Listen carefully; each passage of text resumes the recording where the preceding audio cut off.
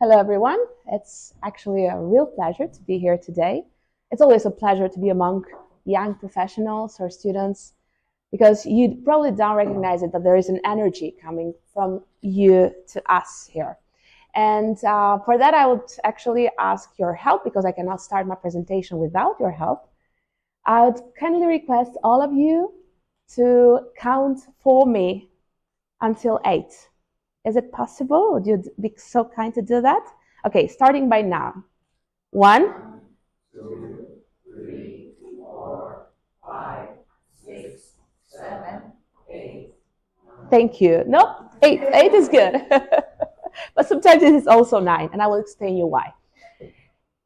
You need, and we need, I need, 8 seconds to shift my attention from doing something. Are you aware of the attention span? The focus that everyone has on doing something, a task, a job, listening to my presentation, which means I'm losing you by now. Having said that, I think we're still the same persons that might watch overnight a whole new season on Netflix. So my question to you and to myself is it actually true that we lack attention? Or what we are actually lacking is intention to do something, to finish something, to listen to a speech, as boring as it might be. So having said that and having put the grounds to understanding whether what we're lacking is attention or intention, I would kindly invite you to think with me for a second about how our brain works. We are not meant to receive everything through a medium, but as we speak right now, we do. I mean, your messages from your mother in the morning, whether you had a good morning, the birthday wishes, the email from your boss, the project assignment from your teacher, it all comes through a digital way. So your brain is perceiving all these outer inputs as we speak through a funnel that directs everything in your device. But our brain is not made to stay focused on multiple tasks that we have to do, on multiple answers that we have to give. Our brain chases innovation, creativity, excitement. So we are by default, by design, as you'd say, also for information security, we are designed to choose what is exciting rather than commitment. And it hit me. I mean, I'm so sorry to say it for myself, but it hit me in the most painful way. It was 3 years ago. Now you picture Thea at 2 a.m. in the morning with her computer open. And I had a very big international project to draft, like a big one. While I had 5 emails that I had already drafted and not sent, my student deadline for the project was exactly that day after midnight. So I was being spammed with all the projects that were being delivered. And I also had a chat of my 2 collaborators who were simultaneously working with me on the project. And I knew that I had to give an update by 6 a.m. in the morning. Otherwise, everyone would be worried that there was no draft on their inbox. And I was saying it all the time, but funny enough, I didn't realize it. But in that moment, I saw my screen and I had 27 tabs open. Active tabs. And I said, there is something wrong with how I'm doing things. There is something wrong if I have all these things that are not being finished and I'm not moving forward. So I pressed the exit, the X button on my tabs. I close it off, all of it. I shut it down. I took a piece of paper and I wrote down what I needed to do, what was really urgent to be done. And I reopened my tab doing only that specific job. And I finished in 1 hour. When I'd been struggling the whole night, and I finished it. As simple as that. Painful, but simple. Now, let's go back to our brains.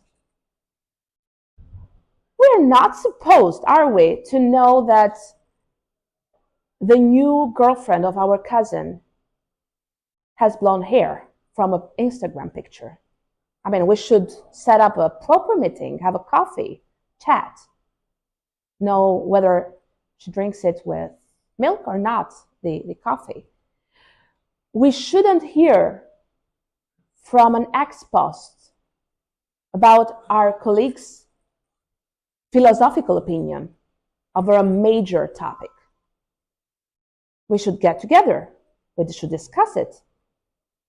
But you cannot do all these things while you have the major digital device spamming you and asking you to do things. So I'm going to present you to what it worked for me. And it was there all the time. I mean, my father had been doing it for the past 30 years, I kind of remember. I stopped and I used that piece of paper every day of my life before going to sleep to write down what actually were the things that I needed to solve and finish the day after. 3 things. No more than 3 things. 3 tasks. If there are 4, it means that the 4th one should go somewhere else. Either in another day or in the free time that you will have from the same day that you work on it. 3 people. Whoever is important and relevant to what you want to finish. It might be your mother telling you how good you are, your motivation source. It might be your collaborator of the task. And 3rd, what I need to leave outside of my time. Now, I know that this is the hardest part for you, especially when you are at the beginning of the career. You'll find it hard to manage personal life, social life, and especially the career and your goals. So you need to create a black box for yourself.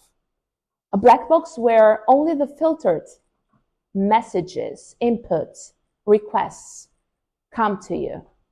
This is hard, and there is no formula for it. You need to figure it out by yourself, how you can shut out the world in order to focus on your tasks.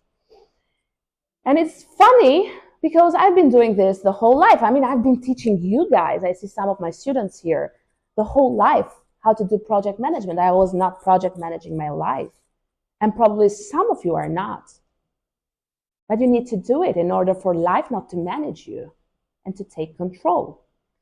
So the three rule is something that worked for me. Also, writing it down is something that works pretty well. If you don't write it down, it does not exist. It's only in your brain, in your intention, in your desire, in your dreams, but it does not exist until the moment that you give birth to it by writing it on a piece of paper. Let me get back to the project management that you need. Very briefly, very, very briefly, what you need is a list of tasks, actionable, doable, that they can finish within the day. If a task cannot finish, then you need to break it down, create smaller, granular entities that can be finished. Second, you need deliverables, because if you have broken down the task, probably they don't bring you up to finishing something. And third, you need milestones, physical checks, moments where you pat yourself in the back and you say, good job, you did it, you finished it. You need that celebration or shame moment that still gives you a sense of reality where you're going with your tasks. Lastly, the 8 seconds, it's true, it's all you need to shift and to move forward with something else. What you need to understand is that in those 8 seconds, you shouldn't let the desire to do something else, the boredom to do the same thing, drive you, but you should take control of it. As soon as you are shifting away, you stop and you realize whether you have the intention to continue with the task or not. And if you do have the intention, you need to turn that intention into an action. Because only by turning it into action, only by being there and finishing that task, then you can make an impact. And the first impact that you're making is to yourself and to your life. So there is a whole manual of how to manage tasks. Start with the basics. Start with the tangible aspects. Stop that loop that takes you always in the same result. And that's when you will see that you will be able to manage yourself and manage your life.